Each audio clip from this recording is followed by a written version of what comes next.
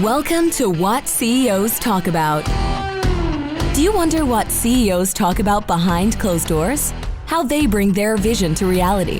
How do they overcome and succeed through adversity? We share that and so much more with each episode. Now, let's get started with the show.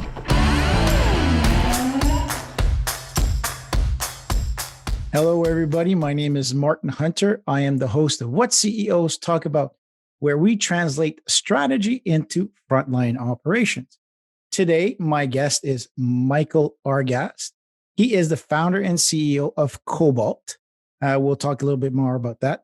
Kobalt's been incorporated since 2018, but Michael has been in the telecoms and cybersecurity for more than 20 years. Welcome to the show, Michael. Thank you for being on. Thanks for having me, Martin. Really looking forward to it. Thank you. So just before the show, Michael set up his Blue Yeti. So shout out to Blue Yeti for getting on the podcast world, right? So we were riffing on, like I always do. I always ask my guests, "What do you want the title of?" And he's like, "No. I want it at the end. I want something different." I was like, "Okay, what's different? What's different from you?" And but ultimately, the title of the show today will be, I thought I was out. They just dragged me back in. So with that being said, Michael, what's your story? Tell us, who are you? Who's Kobalt? What do you do? And then we'll spring it on them why you chose that title. Sure. Well, I'll start with Kobalt. So Kobalt is a cybersecurity services firm focused on small and mid-sized tech companies primarily. As you mentioned, we've been in operations for a little bit over 2 years, worked with over 100 clients. And, we're solving security for that small, mid-sized part of the market. It's really been an underaddressed, underserved portion of the market. And we're out there making a dent. We're making a really big difference to our customers, which is really what excites me. And we're helping them grow their business by addressing their security programs and requirements. So a little bit about me. I've been in technology basically my whole life. Built my first computer when I was 7 years old, a Heathkit, went off to engineering school after I graduated high school, flunked out of electrical engineering, came back to Vancouver and started working at an ISP. And, the early part of my career was all about connecting businesses to the internet when the internet was a new thing. What is ISP? For some people, they won't have a clue what ISP is. Internet service provider. So those of us who have gray hair will remember the time of like dial-up modems and all this kind of stuff when like Wi-Fi wasn't a thing. Exactly. And so, I was doing like, handcrafted HTML web pages back when that was the thing and all this kind of stuff. And so, that was kind of the early part of my career, like, sysadmin, network operations, getting businesses connected. I did that for a while and I kind of got bored of telecom because it was just, faster speeds and better connections, but it was kind of the same thing over and over again. Mm-hmm. And right around then was the same time that the bad guys, the criminals really started taking action, right? And I'm like, I've been doing all this work to get everybody connected to the internet, and now the criminals are showing up. I got to do something about this. And so I got into cybersecurity through a local company here in Vancouver called ActiveState, which is, for those of you who don't know it, it's a bit of a Phoenix company. It gets acquired and then spins out and gets acquired and then spins out. Open source languages and stuff like that, which was really interesting to me. But they also had an anti-spam product when spam first started becoming a thing. Yeah. And so I was running my own Linux server in my basement, and I was like, this spam thing, I think there's a business in this. And so I joined that company, and then I was in cybersecurity for like 20 years. And so worked for ActiveState, got bought by Sophos. And I went and did a stint in the UK and moved back, ran a team of 120 people around the world. Had my second child.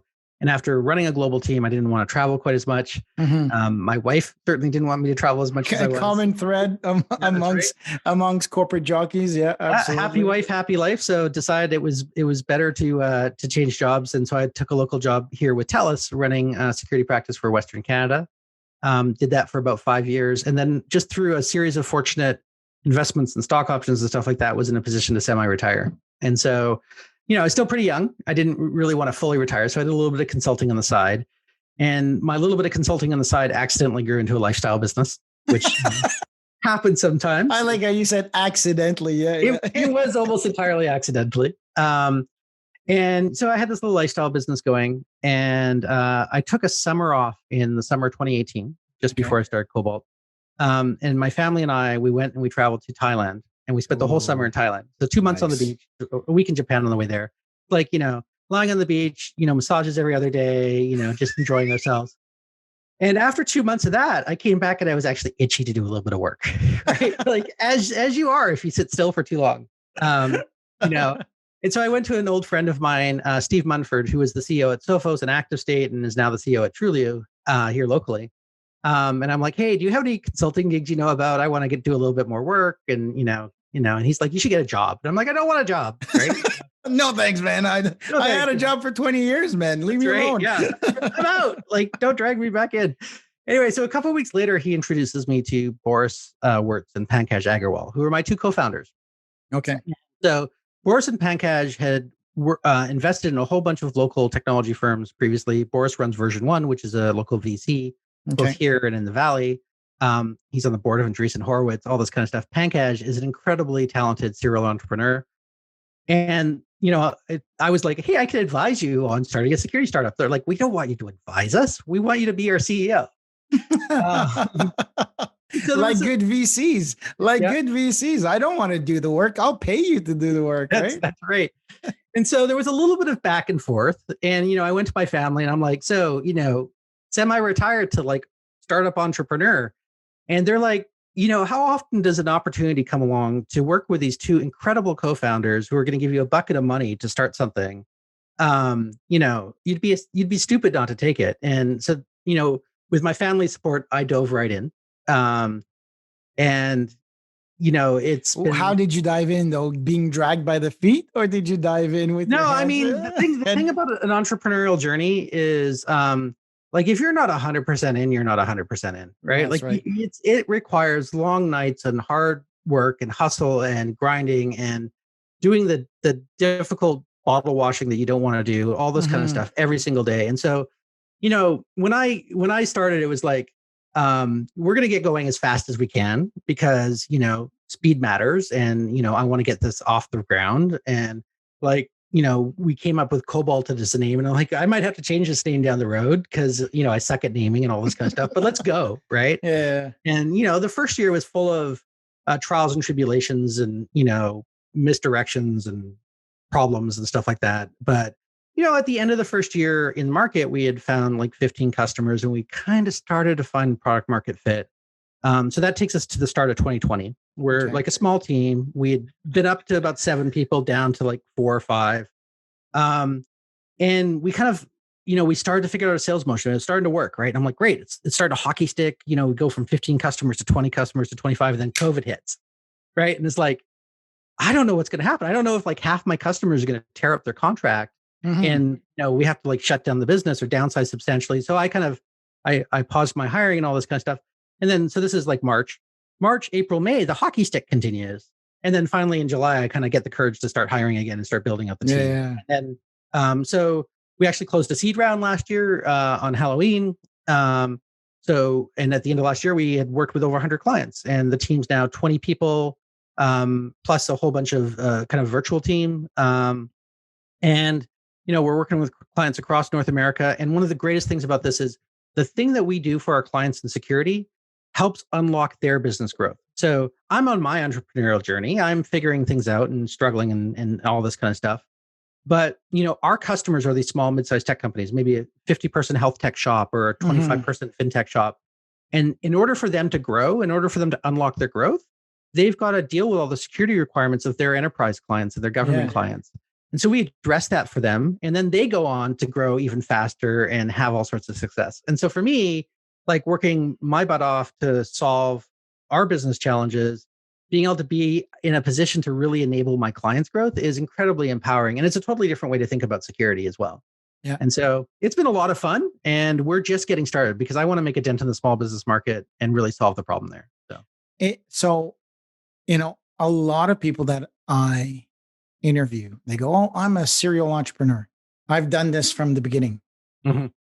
I have been an entrepreneur and an employee, and either or.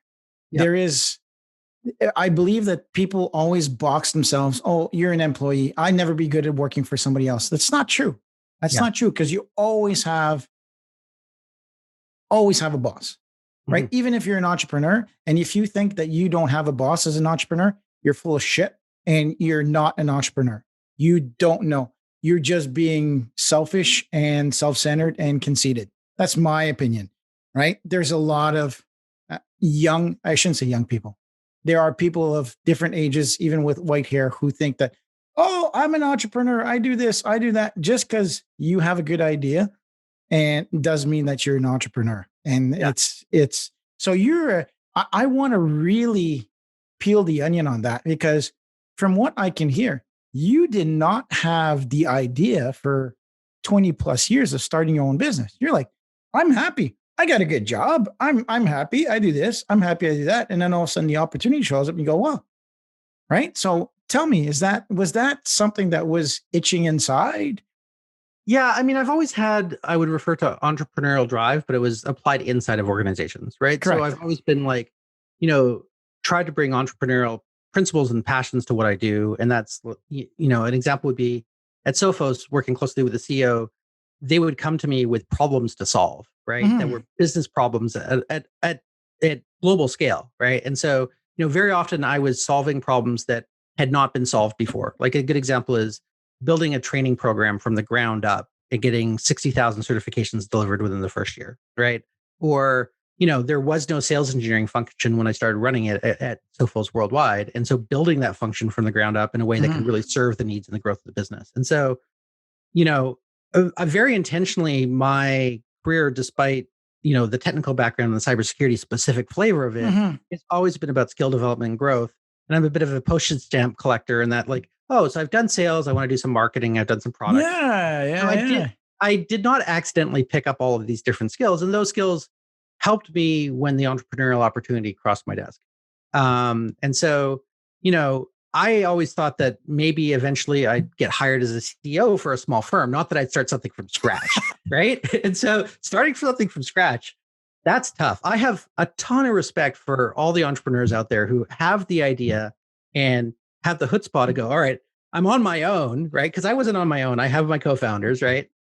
I'm on my own. I'm bootstrapping this thing and I'm just going and I'm going to go out and try to raise some money and hire my team and all this kind of stuff. And like that first year is hard, right? And there's a lot of chances of failure.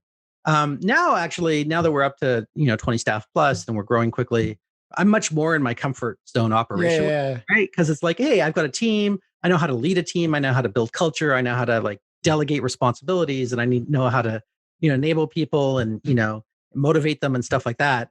So, this for me is a bit more in my comfort zone. But that first couple of years was like, oh my God, like, but that being said, I certainly have the bug now. And, I can see it hits, it hits, right? You've had I call it the UFI, and people go, what UFI? I said, yeah. When you come up, when you decide, right, that you go, okay, it's the UFI stands for ultimately, fuck it. I'm going in. I'm going in, right? Yeah. And so people laugh. I always say that's your UFI moment. That's your UFI. What do you mean by that, right? And so that, with that being said, I think it's very important that let's pick apart, because I appreciate, Michael, how you are able, because cybersecurity is about to compartmentalize, pull things apart, move things away. In your opinion, when you say entrepreneur, what are some key behaviors or mindset that you have to have? Because a lot of people, they use it like leadership or communication. What do you think makes a good entrepreneur? Because you named a few while you're talking back. Yeah, I think the ultimate thing that leads to entrepreneurial success is an ability to understand what the market needs, right? And that understanding could come from a variety of different places, and then a desire to build it, right? And so we've seen so many entrepreneurs be successful because they had the itch that had to be scratched, so that they built the thing, and then other people wanted the thing, right? So that's a pretty classic pattern, right? Correct. But there's a lot of other people out there who said, hey, I want to run a marketing business. And, ultimately their success was not like building a better product, but listening to the customer as to what they needed and then building what the customer needed and serving those customers really well. And so you mentioned earlier this thing about like entrepreneurs don't need to answer to anyone. And I'm like, well, I'm a big believer in servant leadership, right? And so like, I serve my staff, I serve my clients, I serve my investors. And so I think that lens in the long run helps to create truly great entrepreneurs. I agree. There's a lot of people who are self-centered in the I have the best idea in the world. The market needs me. Yeah. And they come about it the wrong way. I actually like, cybersecurity is a busy space. There's a ton of players, all this kind of stuff. And, even when I was starting with Boris and Pankaj, I'm like, so we're going to do this thing to start with. And, it's been done before and it's not that unique and all this kind of stuff. Like I was just like really clear about it. And I'm like, but there's a business here and I think this is how we're going to go about it. And, and we're going to learn along the way. Right. And we're going to be flexible, adaptable, and we'll figure it out. And, I always say to my team, it's like, I'm not going to be the source of the best ideas, right? My job as a leader is to help identify those best ideas and promote them and help them be successful within the business. And those ideas could be coming from a member of my security operations team. It could be coming from a salesperson. It could be coming from my client. It could be coming from somewhere else, right? I don't need to be the source of the ideas. I need to be an idea enablement machine, right? So that when the great ideas surface, then we can get everybody gelled around those ideas and execute those ideas incredibly well, right? So I think that so you got a few of them in here because I think it's really key because I got dragged back into it. If we put that back into the middle, it means that you had all the inherent skills to be an entrepreneur. And really, the first one was to have clear direction, right? Here's the gap. Even if you go, well, a lot of people are playing in there. There's a lot of competition. You had, and I'll say clear, you had a good idea of where you wanted to go. You said, okay, here's kind of the box that I want to be able to fit in. So that's number one is have a clear understanding of what you're filling. And for those who are listening or watching, go to the episode with Dominic Rubino about reinventing yourself. Okay. So Dominic is a true serial entrepreneur. He said when he went from business to business, he said, okay, where's the business gap? How do I want there? And he says, I don't care what product it is. I'm getting into online direct to sales, D2C, e-learning. That's where I want to be. And so he knew exactly what the hole in the market was and applied a strategy and found cabinet making and construction. Yeah. So talk about specific cabinet making. Yeah. Like when he first started talking to me, he says, did you know there's different styles of cabinet making? What the fuck are you talking about? You got to become like enamored with the problem, right? Like, exactly. He's like, there's whatever it is. Exactly. There's so many cabinet makers that have great products that don't necessarily have the business skills to be able to do that. I want to serve them. Yeah. And so for me, that problem space is small, mid-sized business. Cybersecurity, there's 5,000 different cybersecurity companies out there. That's one of the reasons why naming is such a big problem is because like there's every name has been taken, right? So if you want to pick a word and say security, it exists out there as a company. I'm going to try that. I'm going to go on Google. I'm going to say, pick something. Martin security. Martin security. I'm sure they're both exist, right? So anyway, but the small and mid-sized market has been historically really, really underserved. And there's a couple of reasons. One of the reasons is, the first spending in cybersecurity was always in enterprise. And enterprise has the dollars to spend. And if you're out there trying to build a new widget, right, it's a specialized service, then selling to enterprise makes a lot of sense because, I got to find somebody who's willing to pay $1 million to solve a very specific problem. That's right. That's going to bootstrap my business. And so all the attention, energy, and funding has focused up market. And it's left this vacuum in small and mid-sized business. And the reality is that small and mid-sized businesses struggle with cybersecurity every single day for a variety of reasons. And especially the sub-segment that we've chose to focus on initially, in their case, in order for them to grow, they're serving these larger enterprises. So they have to do it, right? And it's not a choice for them to enable their growth, right? And so, the other nice thing about selecting the part of the market that we have is as an entrepreneur, you can learn so fast in the small and mid-sized market compared to learning in enterprise. If you're selling to enterprise, it's an 18-month sales cycle. Oh, right? Jesus. Yeah. Right. And so your tuition cost in going through a sales cycle is incredibly long. Right. Whereas when you're selling to small and mid-sized business, like I'll talk to a customer on Monday and have an order on a Friday. Right. Yeah. And, I was talking to a couple of my Ta-da! There's your sales cycle, right? Sales people the other day. And it was like, so my fastest deal yet was literally, I got a text from a CEO at 11:30 on a Friday. I hadn't heard from this guy in like a year. And he's like, I need help with a pen test. It's got to be delivered by Monday. Can you help?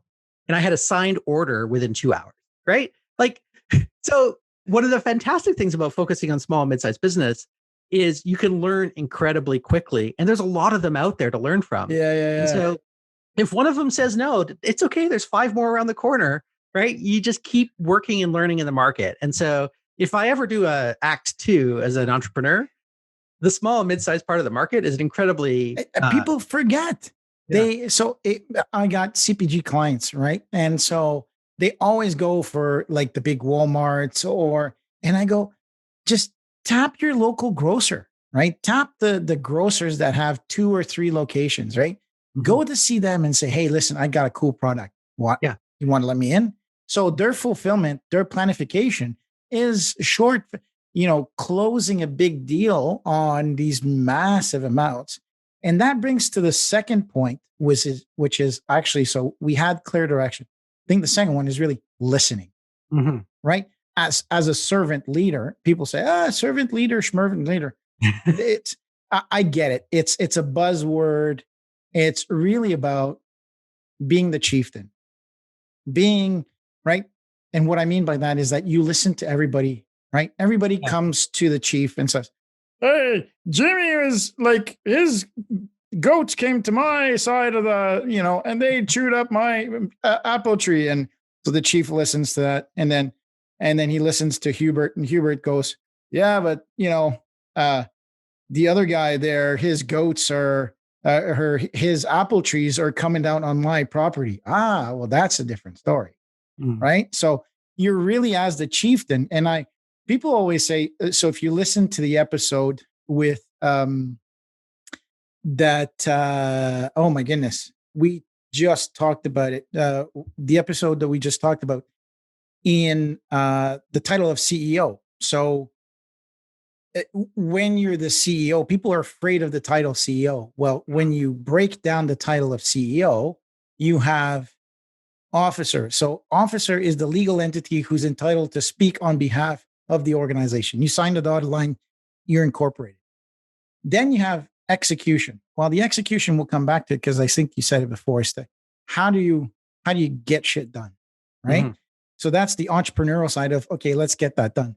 But ultimately, the chief is really the final decision, but also the person that is there to serve, to make the final decision. So I think that listening component, and then learning, I don't know any true entrepreneur that is not passionately curious. Yes. And if you go to my website, urgio.ca, ignite curiosity, crystallize thinking, concentrate action. Einstein used to say, I have no special skills. I'm just passionately curious. Yeah. So when you're always asking the questions, so Mike, why do you have that problem? Why is it going? And then you ask the question, you really truly listen and execute on it. That is servant leadership. Sorry. I just wanted to build off because that was beautiful what you had said. Yeah, there's a few things I want to riff off of what you just said. So one of them was I was doing a sales call with one of my sales reps the other day, and normally I'd kind of let them lead the call, but I brought the customer to the table, and I put my discovery slide right up front because that's what I do, right? Like I want to start asking questions and listening before I start telling my story because exactly. I can't serve the customer if I don't know what they need, right? Yeah. It's really simple. So, I think that kind of perspective of, constantly listening and learning is really important. And I spoke earlier about that. You need to become enamored with a problem, right? Mm-hmm. And so, who probably didn't know anything about cabinet making and then decided that was the problem he wanted to solve and got really enamored with that particular area, right? And so I think most people understand that they need to continue to develop their skills in the domain that they're working in, right? Right. And across the different aspects of the business, whether it's finance or HR or whatever it is. Yeah. And then the other thing that's really struck me in the last 18 months as an entrepreneur is I need to be constantly investing in myself as an entrepreneur, right? Because if I'm not sharpening my saw, if I'm not developing my skills, right, then I'm not going to be the best leader that I can be. And because of my role in the organization, I have to be the best leader I can be, right? So, that it's not just learning the domain. It's not just learning how to be the best security person. It's learning how to be the best CEO that I can be, and constantly investing in that skill. That's also just as equally important, right? And if I'm doing that, and that's reflecting down to the rest of the organization, I'm developing a learning culture, and a learning culture is going to drive, the best possible outcomes for everybody involved. Yeah. A lot of people forget. I love acronyms, right? So you talk about Tim Ferriss, EOS. I love acronyms. And one of the acronyms that is underutilized is LMA. Excuse me. So leadership means that we lead people, right?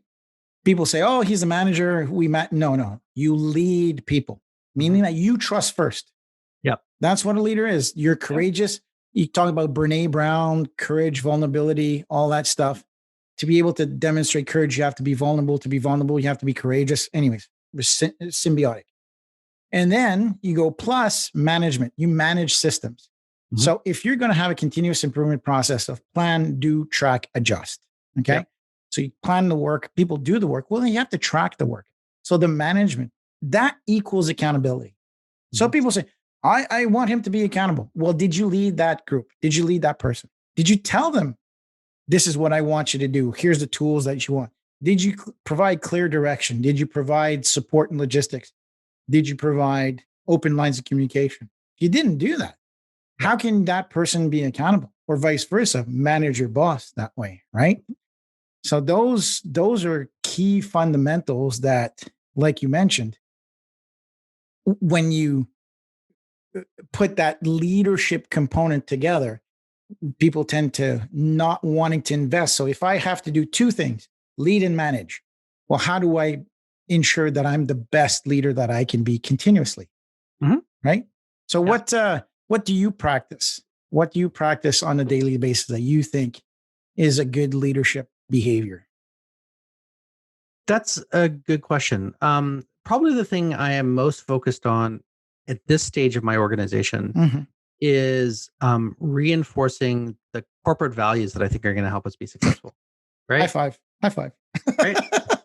I mean, it sounds like trite and obvious and all this kind of stuff, but so we're a 20-person company today. Our ambition is not to be a 20-person company tomorrow. It's to be 50, 100, 1,000, right? And so the cultural, stones we put down now are going to be serving us for a long time. And how I hire another leader and get them to reinforce the culture and get that cycle of cultural kind of improvement baked in is something that just is going to pay off dividends in the long run. And it's one of those things like, you constantly have to be sowing in order to reap in the future. And you have to invest the energy every single day, whether it's in sales, doing the outbound calling and the, building out your network and all this kind of stuff, or in, marketing, building your lists and maintaining them and curating them and building new content, to leadership, reinforcing the cultural imperatives that are going to make you be successful and recognizing when you're off track and tuning those things and stuff like that.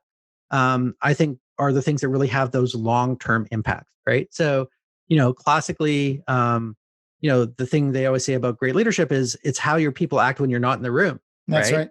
And so, if I'm building a culture that says, hey, we're service oriented, we're going to do the right things for our customer, we're responsive, we have great velocity, we're pragmatic, we're continuously improving, all these sorts of things.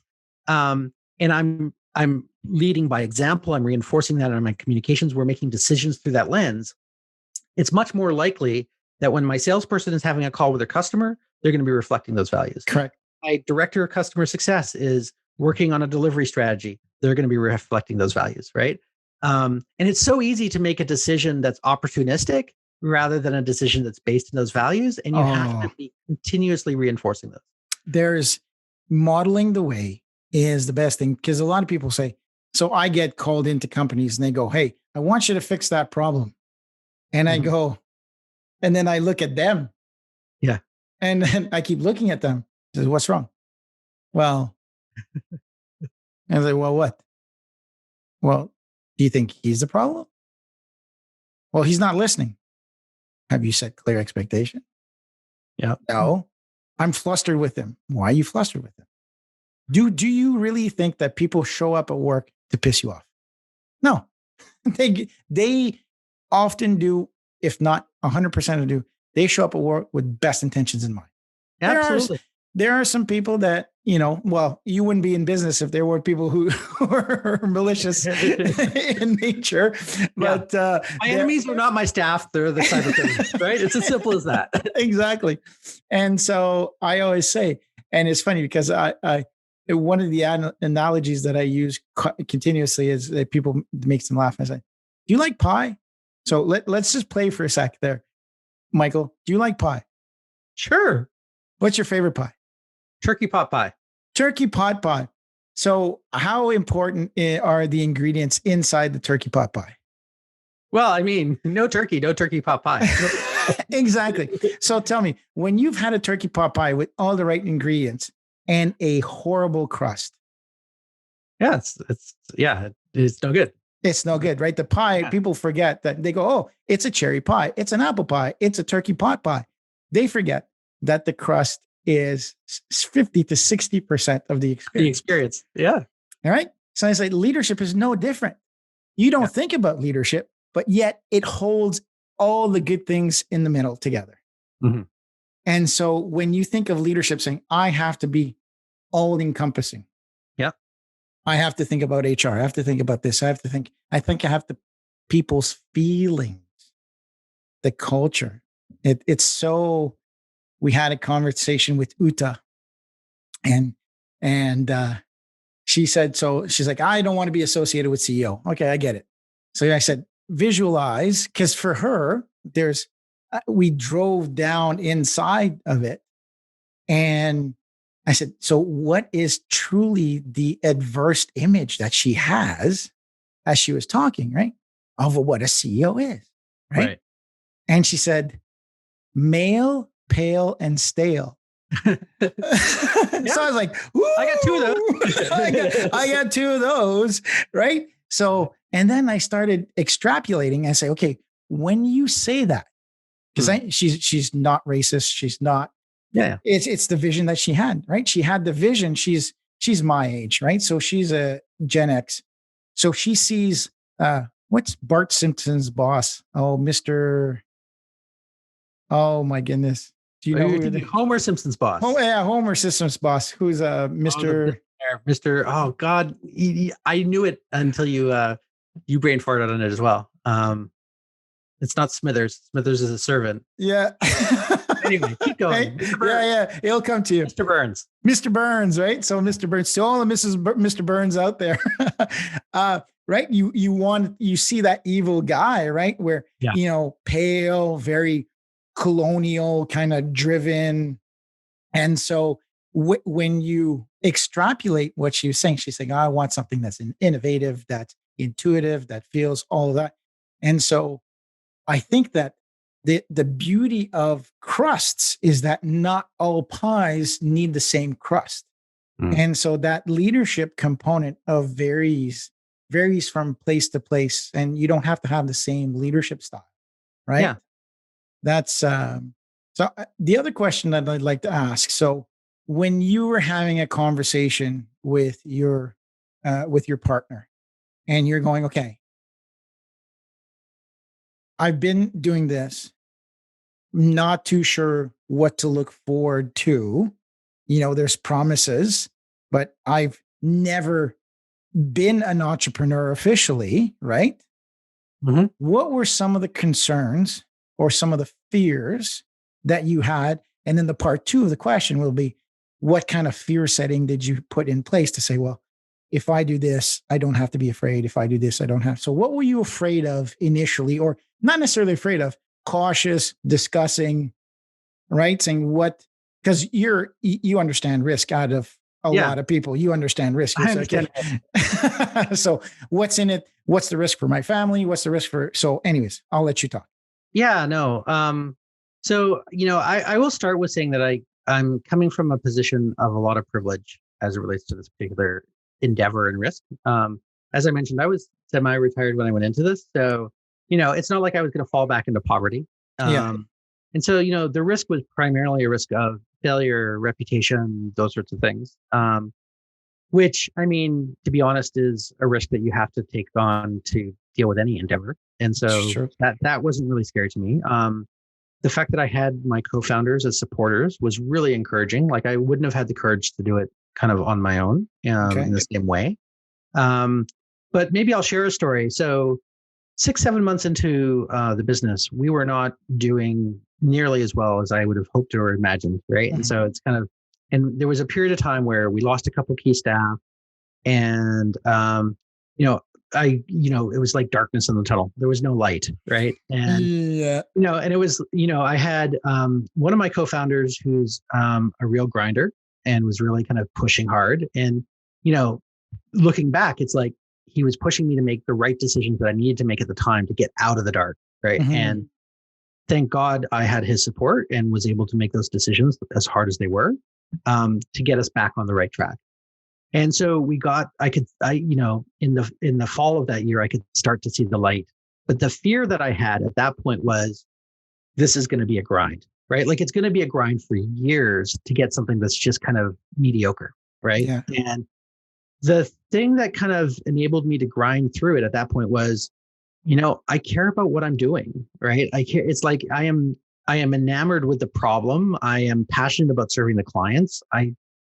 I'm prepared to grind it out and get to what we need to do, even if it takes me a couple of 3 years to do that. Mhm. And pretty much as soon as I made that decision and really put my shoulder back to the flywheel and really focused on that, the light got brighter faster, right? Like it's one of those things, like reinforcing that commitment of being all in helped us get successful to the point that we needed to be, right? And so every now and then I might get a little bit distracted and then we stumble a little bit and it's like, nope, I've got to be focused, right? But Mhm. that fear of failure is, I think, something that most entrepreneurs feel, right? Yeah. And obviously, the consequences of failure are quite a bit different for people who don't come from the position of privilege that I have been fortunate to find myself in. Yeah. Um, Some but people put their houses up. They put equity. They not yeah, equity, but their mortgages yeah, and and I put a bunch of money in, and I had this conversation with my wife. Well, it's like, if this doesn't work out, I'm going back to work because I can't be semi-retired anymore.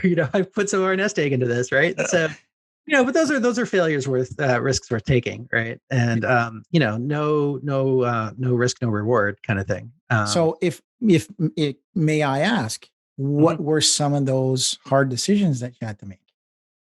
I mean, the key one was we were originally building a product, and so I had hired a CTO and a developer, and had Mm, to make the decision to move away from that to focus on the services business for the time being. And I that CTO was my first hire, and he'd put a lot of time, energy, and passion into the product. And we had to kind of cut it off at its knees, and it was a hard decision, right? because It's he was a good guy, he's a good guy, yeah. He was like hard he's worker. hard worker, really dedicated, and and passionate about what we were doing. And sometimes the people who are with you on a certain stage of the journey aren't the people that you need with you on the next stage of the journey, and that's just how it is, right? And someday that might be me, right? Mhm. I'm hoping not anytime soon, right?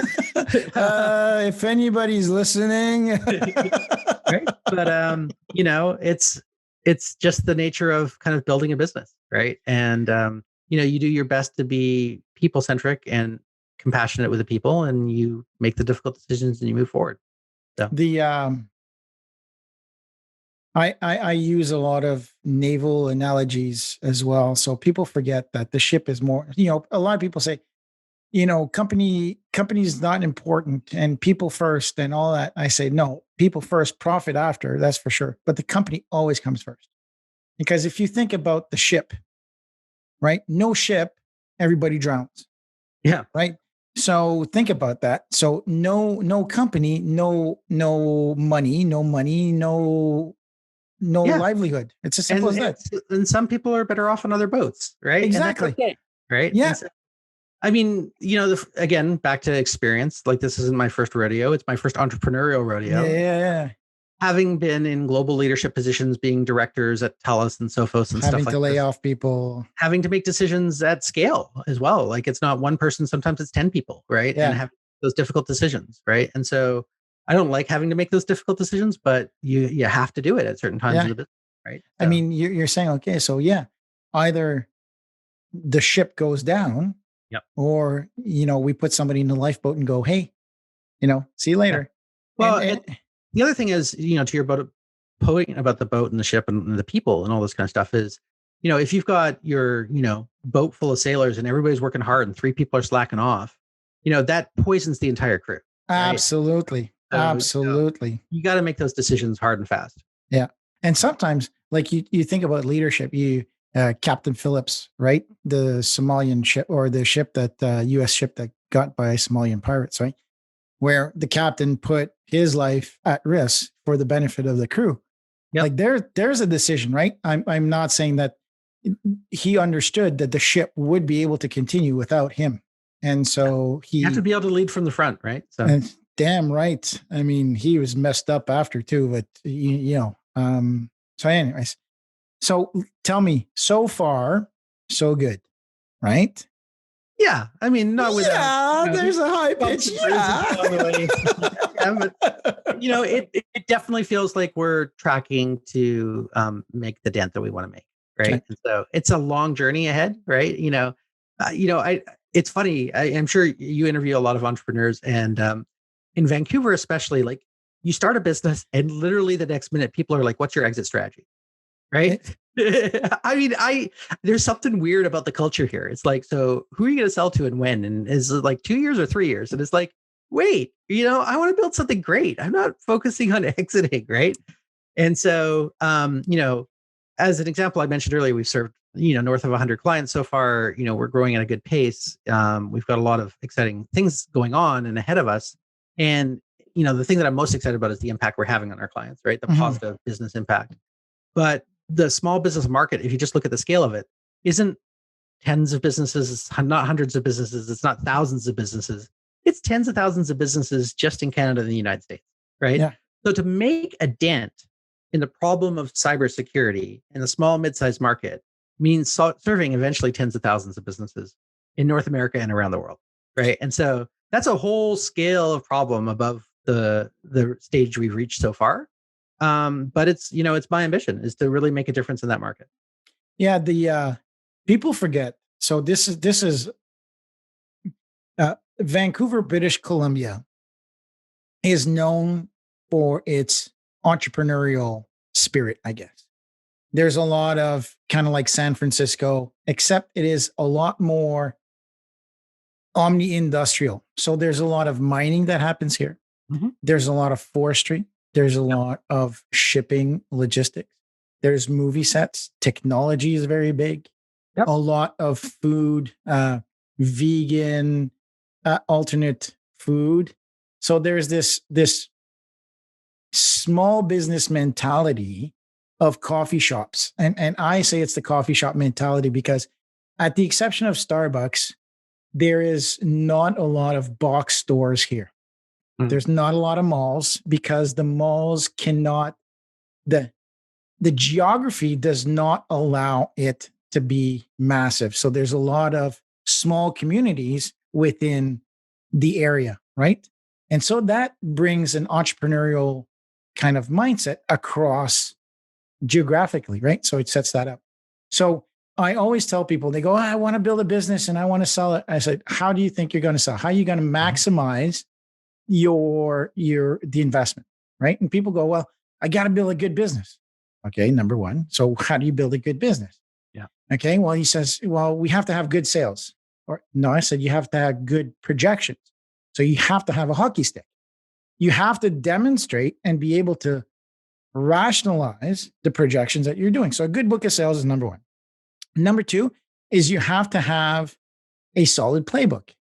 So people won't buy a company that is not well run. The time that, oh, hey, that's a great idea, I'll buy you, it's long gone.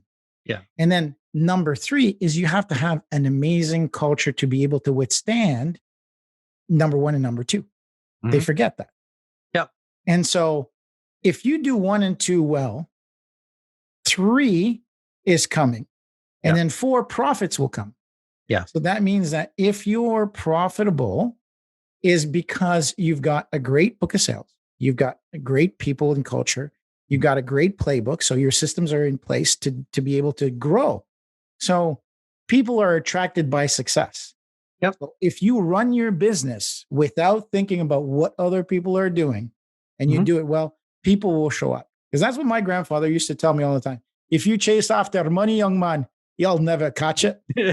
And Yeah. he's so right. And he says, I work hard and money will find you. Yeah. And you're like, I get that's true.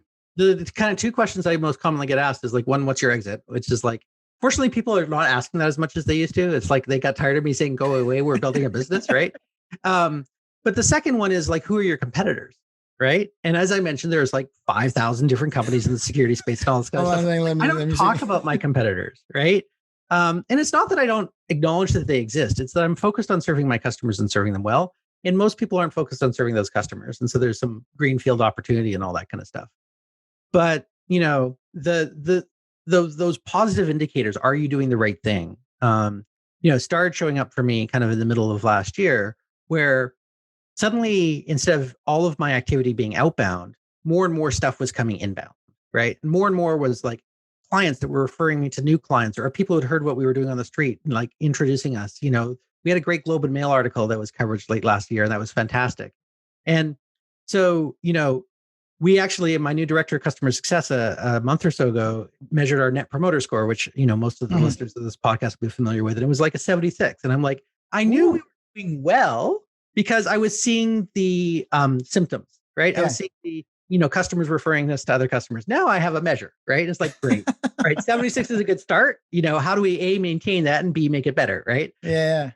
I'm a big believer in like serve the customers well, and a lot of greatness will come out of that. And it doesn't mean you don't need the playbook. It doesn't mean you don't need a sales engine. It doesn't mean that you don't do any of those other things. But fundamentally, kind of profits or the applause of the marketplace. Yeah. You need to do the right thing in order to get the right outcomes. And lots of companies, Enron, et cetera, have tried to take shortcuts, but the shortcuts don't pay off in the long run, right? And so I think one of the more challenging things as an entrepreneur is having the courage to go, I'm planting the seed and it won't pay off for 18 months, but I know it's the right thing to do today. Correct. Right? Everybody, especially now in this day and age, they all want a quick out, a quick fix. Yep. I mean, it's okay. We saw in the 90s and the 2000s, people rich at the age of 20, like. There's Facebook. Tons of cryptocurrency millionaires out there, and good for them. Good for them. I mean, luck is always being prepared for the right opportunity. I strongly believe in that. The harder I work, the luckier I get. Yeah. Yeah. Timing is everything as well. So a lot of entrepreneurs think that because they've made it once, they think, damn, I'm so good. and you're like, no, and timing was right. That's it. Yep. And so, with that being said, I think that, I'm always an advocate of prosperity. Mm-hmm. So a profit is required for a business. Profit is required for individuals. I mean, you can't buy groceries if you don't make money. Yep. You can't get your kids to school if you don't make money. Yep. You do it in a sustainable way so you can spend time with your kids. So you work from Monday to Friday so that you can have Saturday, Sunday off. Right? Yeah. Well, and I will not be prosperous if I cheat my customers. I will be prosperous if I create prosperity in my customers. Right? Correct. Then they will go, oh, you're making me more successful. I will reward you with more business, right? Correct. Or I will reward you by referring you to another client, right? And so that brings the term prosperity. So when you go profit plus sustainability equals prosperity, meaning that everybody, you, me, businesses, cultures, countries, the world, we all want to prosper, meaning that we don't want to kill where we're at, but we also want to live where we're at. So with that being said, when you have a good balanced mindset of being prosperous, you have everything in mind. Your client, your employees, you should always treat your employees the same way as you treat your clients. You should not be afraid to fire a client as well. Yep. A lot of people are afraid of that. So when you take that global approach, it's it's the mindset that you need to be able to ultimately be successful in either being. And if the opportunity knocks, you go away. I've got a great business. Maybe I don't want to sell it because I'm making $3 million net profit a year. What's wrong with that? Yep. What's wrong in being happy and when working? I mean, I'm going to work till I'm 90. That's what my wife tells me all the time. So That's definitely one of the things I've learned as an entrepreneur is I just like to work, right? And so, it's something my family has known all along, but they're definitely getting a little bit more used to it now that I've gone from semi-retired to like full-on entrepreneurship. So, it's but I also love my family, and I make a point of spending good quality time with them every day. So. Yeah, it's the get shit done syndrome. That's right. You want to get something done, give it to a busy person, classically. I absolutely. So, Michael, I always ask, leaders are learners, not necessarily readers, because there's so many different channels now and Sure. methodologies. So, what's the one thing, maybe during your employee career or transition to entrepreneurship, what's the one piece of reference or the one author or the one person that you go, wow, that person made a difference in my life Mm. that clearly I am who I am today because of the book, because of the resources, because of his or her coaching? What's that one piece of advice or person or book that really helps define who you are today? Yeah, I have a hard time answering it because it's not just any one thing. Probably the one, people are influenced a lot by things that they encounter when they're younger, Mhm. and then everything else stacks on top of that, right? Yeah. And so, a book that I encountered when I was in my 20s, the Seven Habits book. A lot of you will know it, right? And it was foundational for me in a lot of Yeah. ways. And a lot of the things that I've learned since have built upon, everything from like thinking win-win to sharpening the saw, First things first. first things first, all that kind of stuff. And so the Seven Habits has been, a foundational element for me. But, I could speak to, for example, I mentioned earlier, Steve Munford, the CEO, was an inspirational leader and manager for me through a lot of my career and has always been incredibly supportive.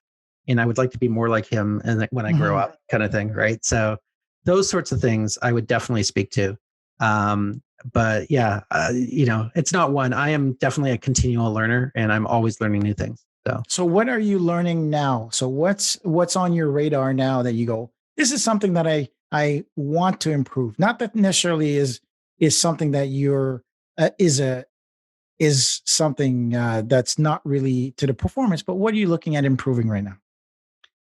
Well, maybe I'll share instead something that is the most recent course that I went through. I Sure. went through a brain optimization course Oh, that, so in the fall, we had just closed a raise. We were having a lot of success, but I was still filled with a lot of anxiety. And like a lot of entrepreneurs will share that. It's not coming from a point of vulnerability there, I think, to share something like that. But um, and, I was finding that it was difficult for me to understand what was the most critical things that I need to focus on every day. mhm. Right. And so I went and I took this brain optimization course and it looks at everything. And it was a great congealer of different ideas that I encountered in all sorts of different places. Right. So everything from diet to sleep to exercise to prioritization to time management to visualization.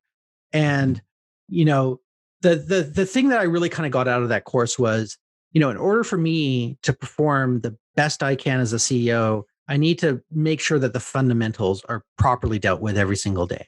Right. And so that's, my morning routine and, practicing gratitude and all these sorts of different Mhm. things.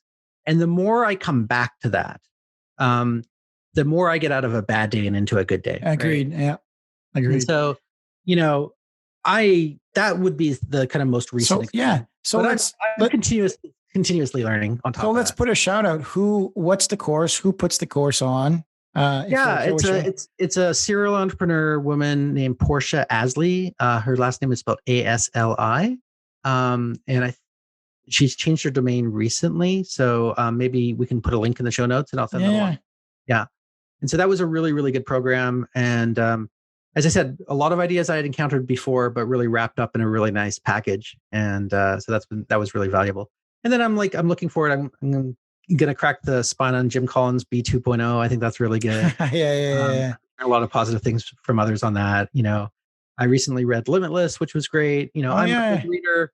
I'm also a big podcast listener, right? And so, those are kind of two things that Jim Quick. Yeah. Quick. Yeah. So I like Jim. He's I practice his memorization all the time. I like to impress the hell out of people, and they go, "How'd you remember that?" It's process. It's all process, right? So that's a good trick that I have. So Michael, where can people get a hold of you?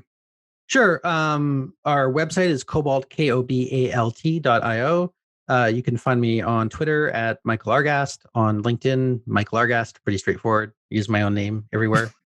No artist name. No artistry. Not the artist formerly known as Argast. Yeah, no, it's all good. So fabulous. Well, thank you very, very much, Michael, for being on the show today.